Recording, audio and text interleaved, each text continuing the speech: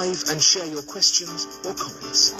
On this program, we discuss the latest news and opinions of things that may affect the lives of those here in Daytona Beach and the nation. So join Dr. Durham for today's program. Good afternoon, beloved, and welcome to this edition of Let's Chat America. I'm your host, Reverend Dr. L. Ronald Durham. You are listening to the #1 talk show on Thursday, 12 noon here in Daytona Beach. So happy that you're tuned in wherever you are, your automobile, your home, your office. Take a minute to listen to Let's Chat America, but more than that, I hope you'll take a minute to pick up the phone, dial those 10 numbers, and give me a call so that we can chat together. Whatever's on your heart, whatever's on your mind. 386-868-0635. 386-868-0635. That is our live call-in number. I see people coming in on our Facebook Live feed. Blessings to you. Happy that you are watching as well as listening to the broadcast today. What a beautiful day here in the city. Gorgeous. 90 degrees, going up to about 92. People are flocking to the beach today. I took a ride down near there earlier today, and you could see the people pouring onto the International Speedway Boulevard, going in to sit on the beach with their families.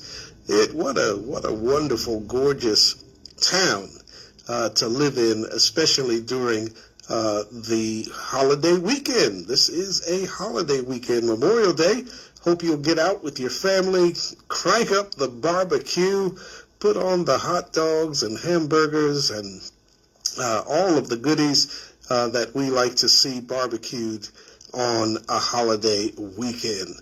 386-868-0635. Let's get right into the broadcast. The George Floyd family met with President Biden and Congress on yesterday. I don't want to use the term anniversary for George Floyd because anniversaries are generally happy occasions. Bert, we see you on the Facebook Live feed. All of you who are pouring in today, anniversaries are generally a happy time. You have your family come together for wedding anniversaries and all kinds of things that we want to remember annually because it's something good to remember every year. But in the case of Mr. Floyd, this is a remembrance.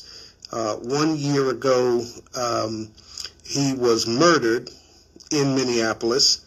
The police officer, Derek Chauvin, was convicted on all counts by the jury of his peers.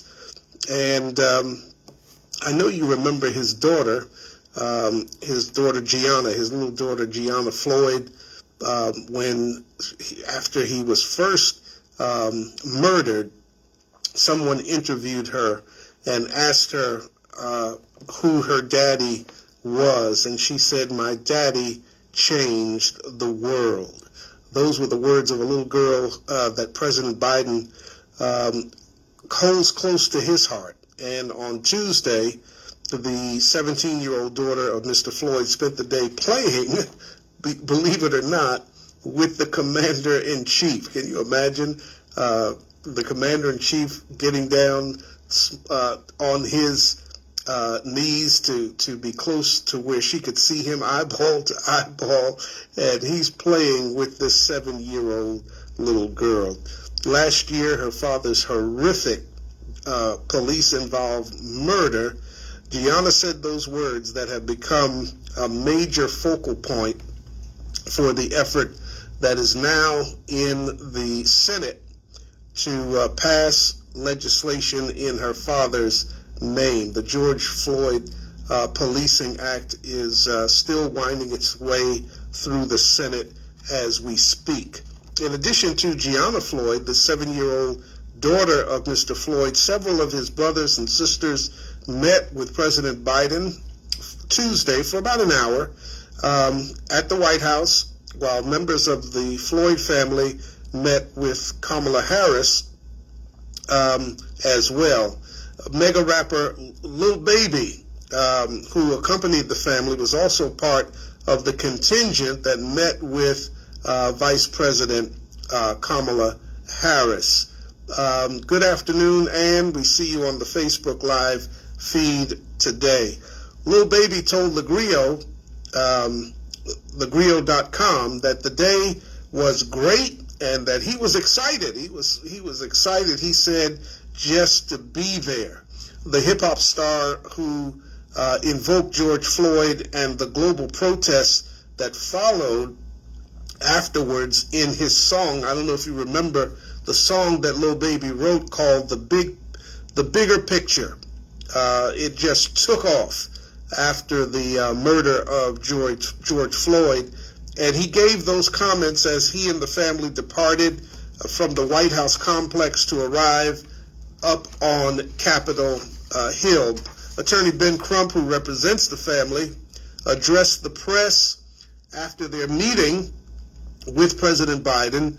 The Griot was on the scene and asked Attorney Crump about his thoughts on the sticking point between the Democrats and Republicans over the passing of the George Floyd Justice in Policing Act. There's a holdup in the House of Representatives, passed, flying colors, no problem. In the Senate, however, they're taking their sweet time. President Biden had asked them to get this legislation on his desk by the 1-year mark of George Floyd's murder. It didn't quite make the 1-year mark on Tuesday. They're still working on it in the Senate now. I'd like your thoughts on the George Floyd Justice in Policing Act. Do you think that it will help in policing in America when it comes to what we've seen as a pattern? It's a pattern that has not changed. 1 year ago, the people on both sides, Pastor Bradley, we see you on the Facebook Live feed. Good to see you as well, beloved, with us today. But 1 year ago on Tuesday, people from every spectrum, black, white, Hispanic, all came together in order to highlight the issues that surround policing in some parts of this country. And we see, if you were to look at a graph of how many people were killed prior to the murder of George Floyd and how many have been killed after his murder 1 year later up to now, you will see that there has not been a significant change in the number of people who have been killed at the hands of police. So what is that saying to us? What that is saying to us is we need legislation that that helps the police to be more accountable to the residents of the cities where they serve. And by that I mean those kinds of things that we've seen in the past with chokeholds. We've seen the knee of Mr. Chauvin on the neck of George Floyd, not allowing him to breathe. Those are just a couple of things that need to change in policing so that we can have a more just police encounter when police officers are approaching people of color in particular, because we don't see those kinds of methods as frequently when it is not a person of color. So earlier on Tuesday, the Griot exclusively reported that negotiations up on Capitol Hill have been stalled, the stalling tactic that the Republicans use to call for support from police organizations for the legislation. So far, no formal comments from any of the policing agencies or unions or organizations have been issued on the matter, which lets us know that they want to continue things the way that they've been doing them. They're not looking to change. They're not looking to do better in many cases. Attorney Crump said to the Grio's April Ryan outside the White House, quote, he said, "We don't think that it has to be one against the other. It should be that we all want better policing. We all want just policing for George Floyd and Breonna Taylor. Their blood is on this legislation." He went on to say, "We can do this together. This is an American issue. This is not a police issue or a civil rights issue. We have to look at this as a national issue that we have avoided dealing with for far too long." And I can definitely say amen to that. We have seen no changes, as I mentioned, over the past year when it comes to policing in this country from the time of the murder of George Floyd till now. The encounters, shootings have not abated. They have not gotten any less. They have continued on the same trajectory that they were before. You can give me a call and give me your thoughts on what's going on with policing in America. Just pick up the phone, dial those 10 numbers, 386-868-0635, 386-868-0635. Attorney Justin Miller, another lawyer, at the press conference, highlighted that the family is seeking expedient action on protections against police brutality, as seen with Congress's ability to move on similar bills aimed at preventing violence against racial groups.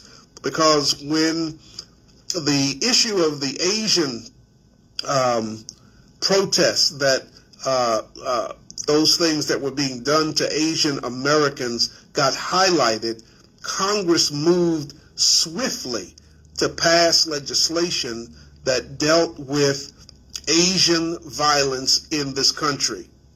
I think we have to move just as quickly when it comes to the George Floyd Justice in Policing Act.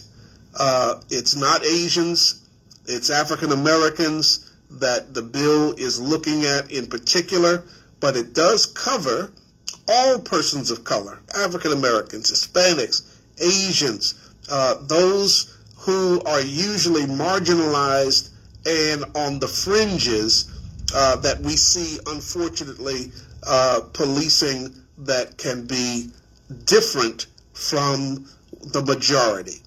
Attorney Miller said, quote, "There have been other bills that have been passed in the last 3 months affecting different groups of people. This group of people needs to be protected too. This started a long time ago. There are some things that started a lot sooner that got protected a lot faster," end quote. And that's certainly the case when we see what happened with the Asian American bill that flew through Congress, didn't take long at all. But this bill is being stalled for whatever reason. We know what the reason is. Philonius Floyd, the brother of George Floyd, told reporters after the presidential meeting, he said, quote, "We just want this George Floyd Policing Act to be passed in the future," end quote. Attorney Crump said he was going directly to the Hill with the family of Mr. Floyd to speak with Senator Tim Scott. He's the Republican that's working along with Democratic Senator Cory Booker in an effort to move the bill forward. Tim Scott is African American, and you would think that he would be pushing this bill through as quickly as possible. But he's a Republican as well as an African American. And so he's trying to toe the party line of what Republicans want in the bill or don't want in the bill, wanting to water it down so that it is not as effective as it could be.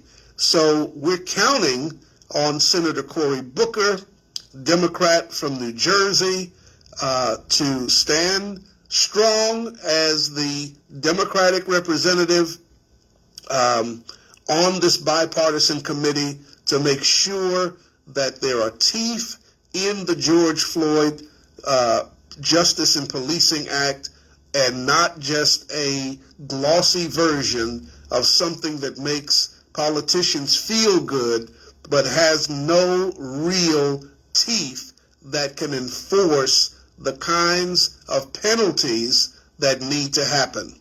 You're listening to Let's Chat America here on Joy 106.3 FM. I am your host, Reverend Dr. L. Ronald Durham. If you'd like to call me right now, our first segment has been the meeting between the family of Mr. Floyd and President Biden that happened on Tuesday. If you have thoughts about the George Floyd Policing Act and you want to make a comment, give me a call. Phone line is open. You can dial those numbers, 386-868-0635, 386-868-0635. During his joint address to Congress in April, if you remember, President Biden said he wanted to sign the bill into law, the George Floyd Policing Act. He wanted to sign that bill into law on the 1-year mark of Mr. Floyd's murder by Minneapolis police officer Derek Chauvin. Last month, Chauvin was convicted, as I mentioned, of all the charges in Mr. Floyd's murder and is now in jail as he awaits sentencing on June 25th of this year. So we want to be watching because that sentencing is coming up next month, June 25th. Make sure you've got your televisions on. It'll be on every news channel for sure. MSNBC, CNN, Fox News, they'll all cover it, including the Black News Channel. If you have not found the Black News Channel yet, you need to find that channel on DirecTV. The Black News Channel, I believe, is 352. But you may have Spectrum Cable or some other cable channel. Find the Black News Channel on your cable provider. They give a great insight because all of the hosts are African American. They're coming from the perspective of the African American community in their reporting. And so I just think it gives you a better understanding from the Black News Channel on how the African American community sees some of these issues that we're dealing with. So the 3 officers have yet to be tried for their part in Mr. Floyd's murder, the other officers that were also involved, in which air intake was diminished as Chauvin knelt on the neck and back of Mr. Floyd for over 9 minutes, and the other officers who were there failed to step in and intervene. Linda, we see you on the Facebook Live feed. Blessings, beloved, to you. Thank you for tuning in. You're listening to Let's Chat America here on Joy 106.3 FM. I'm your host, Reverend Dr. L. Ronald Durham. Lovely day here in the city, gorgeous. Happy to have you tuned in to our broadcast today. Pick up the phone if you want to dial those 10 numbers. The line is open right now for you to chat with me. If you want to just say hi, you can do that. Pick up the phone and get on the air today. 386-868-0635. 386-868-0635. The other segment that I wanted to share with you, I don't know if you've heard the name Ronald Green. I don't know if you've heard that name in the last few days. Hopefully you've been tuned in to what's going on. I think we have a caller. Let's try to get the caller on the line today. Caller, welcome to Let's Chat America. What's your question or your comment? Hello? You're on the air.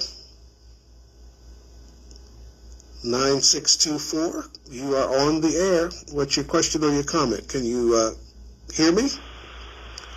Hello? Can you hear me? Yeah, I hear you.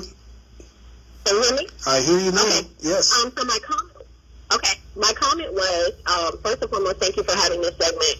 But I believe the real issue is, on top of racism, as long as police brutality is profitable, we will be, our hands will be tied as far as what we can do to get rid of it. There are police brutality bonds out there where investors can, give their money or invest their money, and then because police officers are not held accountable, the financial aspect of it is not tied to their pension or anything where the police department will lose funds.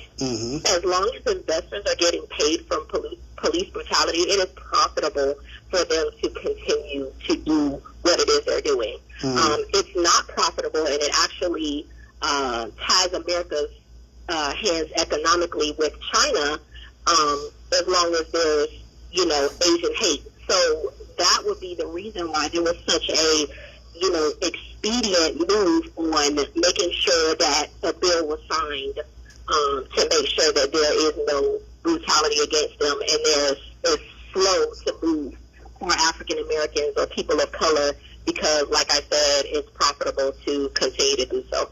Absolutely. And that was my comment. Thank you. Thank you, beloved. And you're so right. As long as people are able to profit off of the misery that is suffered by our community, they're going to continue to do so. And, one of the things that this bill, the George Floyd Justice and Policing Act, is going to do is deal with the immunity that many of police officers across the country are now able to enjoy. And it's not immunity that was set up by Congress. This was an immunity that was given to them by a judge, not elected, an appointed judge who wrote an opinion about police being able to be shielded by this immunity clause, if you will. And that has to be something that is dealt with, and if that is removed, even if police officers are not charged criminally, they will be able to now then be dealt with civilly in a civil court, and families can get remedy through the civil process. So you're absolutely right. When it becomes something that is no longer profitable, you'll see an end to it. And so thank you so much for your call today. Thank you. All right. Keep listening. Bye-bye. Bye-bye.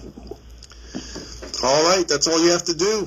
Pick up the phone. Dial those 10 numbers. 386-868-0635. 386-868-0635. Dr. Jackson, we see you on the Facebook Live feed, and your question, for those who are listening, Dr. Jackson's question is my thoughts on what the other three officers in the George Floyd case should be not charged with. They've already been charged, but what their punishment should be. And Dr. Jackson, that's a great question. At the very, very least, they should be charged and found guilty of aiding and abetting the death of Mr. Floyd. They did not intervene in any way, shape, or form to assist Mr. Floyd while Chauvin had his knee on Floyd's neck for that 9 minutes and 29 seconds. In fact, they hindered the public from intervening. One individual, the one young lady who was a firefighter, trained as a paramedic, if you will, offered to give CPR to George Floyd. They refused to allow her to do that. The young man who was a martial arts instructor also offered to give aid to Mr. Floyd. They refused to let him step in and assist in any way, shape, or form. And they themselves all had training in CPR and could have at any point assisted Mr. Floyd in his inability to breathe and allowed him to be rolled over and medically treated so that he could have been taken to a hospital or to the jail to be processed. So at the very least, aiding and abetting should be what they are found guilty of. But above that, I believe they should be charged with third-degree murder, because, you know, inaction makes you complicit in the murder itself. And they had a responsibility to protect the life of Mr. Floyd. That's what protect and serve means. As a police officer, they neglected their duty. They abandoned their duty, not just neglected it, they abandoned it and allowed Mr. Chauvin to have his way, kill this man in broad daylight, on camera, for the world to see. And so I'm hoping that when the trial is finished, they too, like Mr. Chauvin, will be found guilty of all of the charges that have been brought against them. That's the only way that we are going to turn around bad actors in police departments who want to go rogue and do whatever they want to do with the lives and bodies of black men and black women. If there's no serious punishment, this will continue. And so the message has already been sent by the Minneapolis jury as it relates to Derek Chauvin, not just by the jury, but by the blue wall. I mean, when have you seen police officers take the stand against one of their fellow officers and just flat out say that what he did is not what we train our police officers to do in the city of Minneapolis? Usually that blue wall goes up and they don't say a word about what took place. And that's why George Floyd is dead today. And Mr. Chauvin believed that he could do what he did with impunity and there would be no repercussions. His record is replete with instances that they could not bring up in court. The judge wouldn't allow it, but his record spoke for itself. He had been found in numerous occasions with complaints against him for his brutality, his non-concern for the lives of black men and women, and that is documented. So let's hope that the jury, whoever this jury is that's selected for the other three officers, let's hope that they have the same courage to find those men guilty on all charges. But thank you, Dr. Jackson. Great question.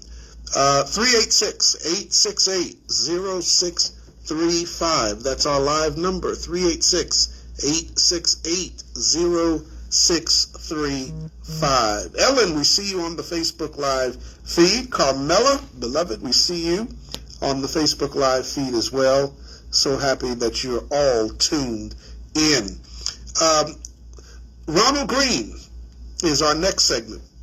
If you've been following what's going on, another black man killed by the police. Seems like there's just no end in sight for these killings. This is another one. There's another video that has been circulating depicting members of law enforcement brutalizing this black man. This time, the video shows 3 Louisiana state troopers kicking, using a stun gun, and beating Ronald Green literally to death. The video is so triggering that it was impossible for me to even watch the video a second time. It was just that graphic. This is another one. This time the victim's family was told that their loved one was killed in a car accident. That's what the family initially was told. He had a car wreck and he died on impact. That was the first story by the police. This time, like the last time, the criminal justice system allowed the killers to return to duty, likely terrorizing other black residents in Louisiana. And this time, like last time, they initially refused to release the footage that showed what the officers had done. This is not happening in one part of the country. It's not isolated to just the East Coast or the West Coast. It's happening all over the United States. I genuinely doubt there is a jurisdiction in this country that has not had a fatal police shooting of a black person or a person of color, or have a person die in their custody under suspicious circumstances. I don't think there's anywhere in the country where that has not happened. I'm not describing the post-slavery period, where lynchings were carried out almost daily, and in some cases it was daily.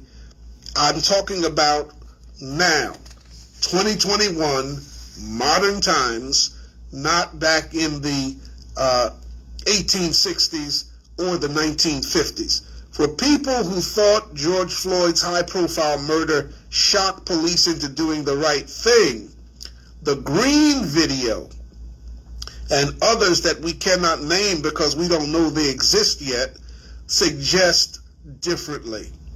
And as gruesome as that and similar videos were, Congress is still sitting on its hands, yet to pass the George Floyd Justice in Policing Act, which would, among other things, ban chokeholds, overturn qualified immunity for law enforcement officers, and create a national registry of problem police.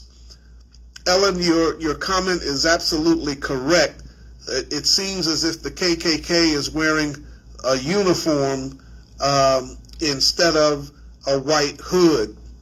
You're absolutely on point. Lynette, we see you on the Facebook Live feed. Blessings to you, beloved, for being here. And Linda, absolutely, it is so true. In 2020, police fatally shot 1,021 people. In 2019, police fatally shot 999 people. But the rate at which police fatalities fatally shooting black people is significantly higher than any other group of Americans in this country.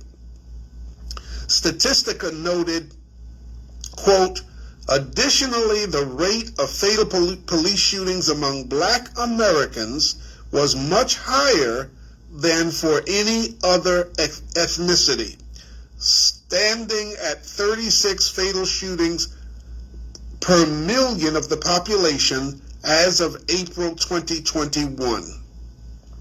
While there is data on the number of fatal police shootings, federal officials have not yet collected and released information on the number of people who have died in police custody. So that's a whole nother area of people that we don't even know about who are in the custody of the police. They didn't shoot them on the street, but they apprehended them and they had them in their hands and they died while in police custody. That's a whole different level that we don't even talk about in most cases. Even though Black Americans are at the highest risk of being killed by police, there are pundits and politicians who still take exception to the pleas to divert some of the funding from our police departments into other areas socially that may be able to respond to some of these calls instead of having a police officer respond to non-life-threatening issues that may be going on in a family relationship, may be going on with a person who is mentally unstable, and having the funds in the right place so that the right agency can respond to a crisis can make a big difference. Police are not qualified social workers. They are not psychiatrists. They are not able in every case to understand what a person is going through. They're not marriage counselors. They don't have the ability in every situation to make the right decision. So, yes, Ellen, you're right. Police officers should live in the city that they work in. It would make a tremendous difference in the way policing happens. So even though Black Americans are at this high risk, they take exception with people pleading to live in peace versus the perpetrators who seem to kill at will. They cast this as a political rather than a human rights crisis. They say wokeness is out of control rather than overturning the systems that necessitate societal awareness of injustice and race-based harm. So instead of criminalizing police who kill, elected leaders on both sides of the aisle routinely vote to increase police budgets. What is particularly troubling is that Black, poor, and Native Americans, indigenous people, are vulnerable on multiple fronts. If they survive an encounter with police, there are other systems that can take their lives. Black people have little prospect of being treated fairly, unfortunately, in the current structure of the criminal justice system. They also tend to live in cities with crumbling infrastructure, decades-long underinvestment in schools, and regressive policies that increase the likelihood of them being criminalized. They also face disparities and discrimination in healthcare, in housing, in banking, and even in the child welfare system, where Black children are at a heightened risk of being surveilled and removed from the sanctuary of their homes by a foster care system that devalues Black and poor bodies. That's a lot being said in that last sentence. I'd like to get your thoughts. If you want to pick up the phone and call me, you can. The number's 386-868-7224. 386-868-0635. That's 386-868-0635. On the latter point, the University of Pennsylvania professor Dorothy Roberts and attorney Lisa Sango underscored the point that I just made in some painful detail. Let me quote what they said. The child welfare system claims to be a non-adversarial legal system dedicated to ensuring the well-being and safety of children. This claim obscures the oppressive political role it plays in monitoring, regulating, and punishing poor families and black, brown, and indigenous families. The mass removal of black children from their families in some ways parallels the U.S. criminal legal system's mass removal of black men and women from their communities, end quote. And so that goes to a whole nother topic of conversation, and that is the disparity of black and brown bodies behind prison bars. We know that black and brown people are arrested more frequently. They are imprisoned at a higher rate. We know this to be the case. The prison industrial complex is built on the backs of black, brown, indigenous people in the country.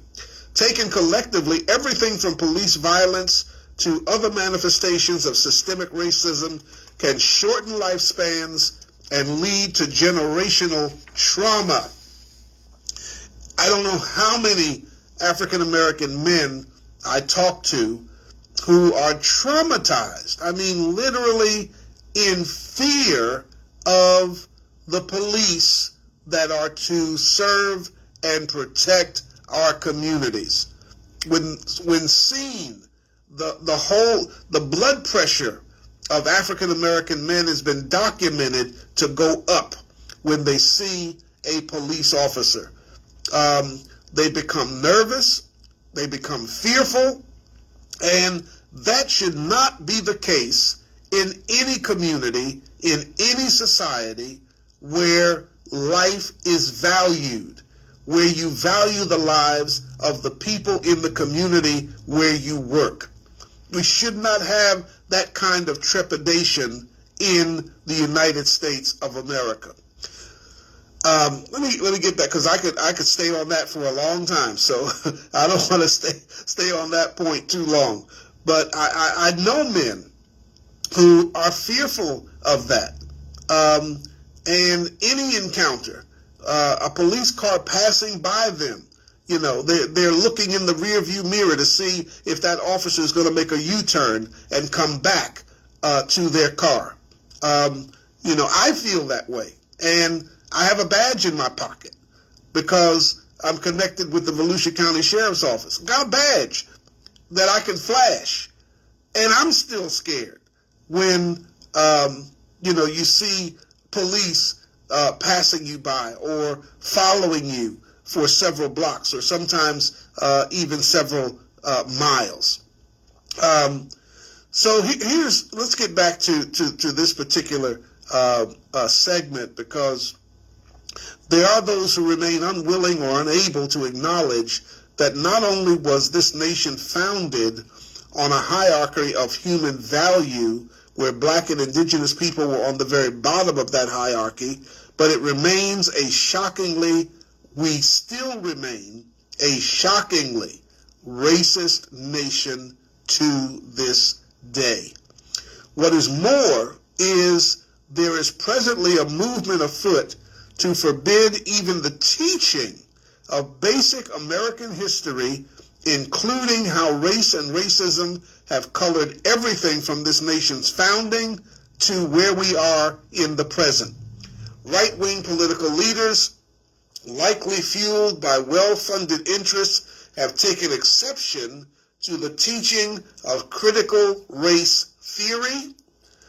Remember that term, critical race theory.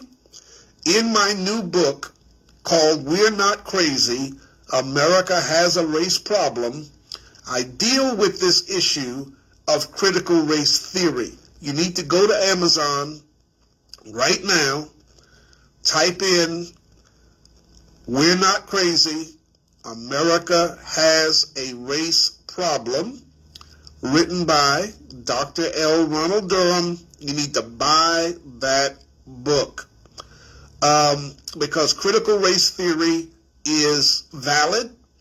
It is scientifically something that has been laid out by very intelligent people, a lot more intelligent than me, that prove just how ingrained racism in America has become. So there are now moves afoot by Republicans who don't want anything about racism being taught in the classroom. They just want to wipe it away as if it does not exist, as if we're living in some kind of fantasy land where only people of color and those who understand what people of color are going through really know that this is going on. And the rest of society is supposed to act like nothing is going on whatsoever, that there is no systemic racism in this country. And we know that is false. And that's a lie. Let me put it like it really is. Nearly a dozen states have passed or are considering passing laws forbidding teachers to lecture about race and racism. What are they afraid of? What are they afraid their children will learn about race and racism that they want to block teachers from teaching about it? I'll tell you what they are trying to do. They want to continue to perpetuate the cycle of racism in America. And if your children are being taught what racism really is, Dr. Hawkins, we see you on the Facebook feed. Thank you. Yes, I hope you will get the book, everybody. We're Not Crazy. America Has a Race Problem is the name of the book. Just released, just fresh off the printer. The ink is still wet. You need to get this new book that I wrote just recently. Go to Amazon.com and get the book. We're Not Crazy. America Has a Race Problem. And for those of you who are Sunday school teachers or teachers even in our public school system, if you are a pastor or a minister, this book is something that you need to be sharing with the people that you are in contact with so that they will have a better understanding of what's going on in this country. I deal with a lot of things in this book that will be helpful to the people that you work with or teach or serve. So what hope have we for the future if we're unable to acknowledge the past, both recent and distant past? Until this changes, America's citizenry will also have reason to say, there's another one, engendering a collective sigh, as many of us know exactly what those four phrases really mean. We have a caller on the line. Caller, welcome to Let's Chat America. What's your question or your comment?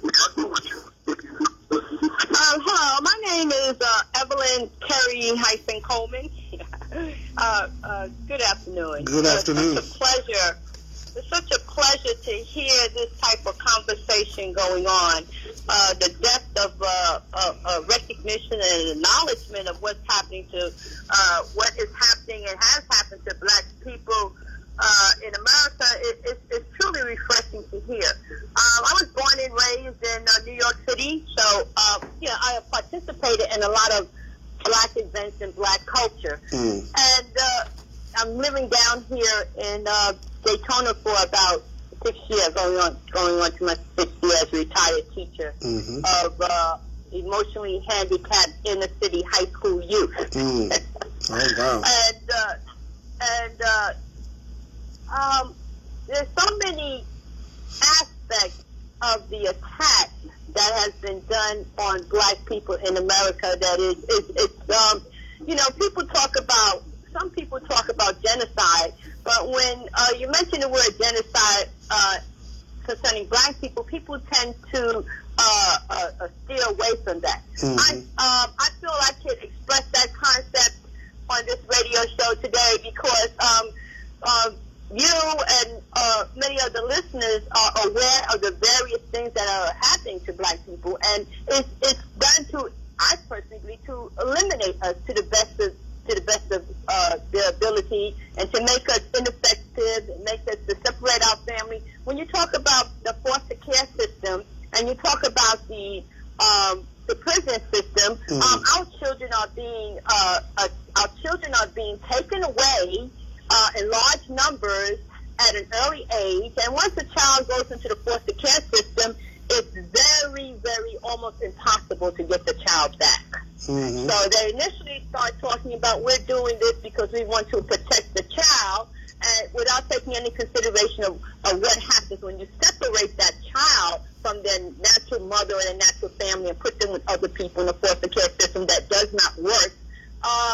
That in itself destroys the individual. And then on the other hand, when a black person becomes an adult, or from teenage up to adulthood, and they are put into the prison system and mass incarceration, we're attacked on another level. So the ones that are left in the middle, for not taken away when they were young from a foster care system and were not put into prison, the ones who are left are subjected to all types of racism and discrimination on all levels. We are truly being attacked. Okay.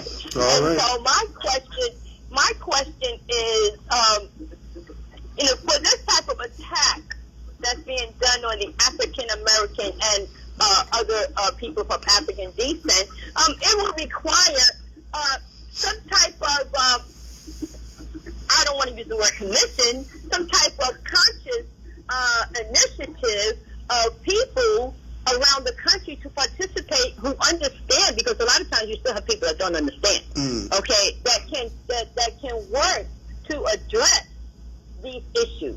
You know, a lot of times we touch on these issues, but we never work on it like the founding fathers worked on creating America. They had a plan that was so strong that it lasts through centuries. And we need to attack the problems that have happened to us in America, not for something that'll last for 40 years. We had the civil rights era, we accomplished a lot of things, but while we were accomplishing things, they were at the same time planning at what point they were going to take all those things back. Yeah. So, and I think now we're at a position where the same thing, they're looking at us and they're saying, oh, wow, there they go again. So we'll give them certain things. We'll increase the number of people that we see on TV, and we'll give them, well, actually, they're not giving us much, because you still have a small number of black people that's in the healthcare field. You talked about the healthcare field and the disparity of treatment and services provided for black Americans, for African Americans. Well, that's true, and it has always been true. So now that it has come out that so many of us have died during COVID, we know it. Now, how do we ensure that our children coming up and the ones that are in high school now will have the opportunity to get into these healthcare fields? Right. And this is a plan that we have to adjust, because they're not. They have systematically prevented us from getting into the healthcare field. And so now, what type of programs will we have that will ensure that our young children will be able to go and become nurses, because they have kept us out of that large numbers too. We'll become doctors and hospital administrators. That requires a conscious effort and a conscious attack in order to right this wrong in the healthcare field. All right. Okay, so this is just some of the things that are on my these various things, and that you have given me the opportunity to express myself. All right. And all I can say is thank you. And those who are listening need to understand that these are real issues. Yeah. And they're not exaggerated, and these are real issues. Absolutely. And I just pray to God that we will be able to address these things in a concrete manner. All right. Thank you. All right. Thank you, beloved. Keep listening to Let's Chat America. Okay. Thank you. All right. Bye-bye now. Bye. Bye. All right, everybody. Great way to end the broadcast. Great caller. Energized, excited, right on point with her comments about where we are, what we're doing.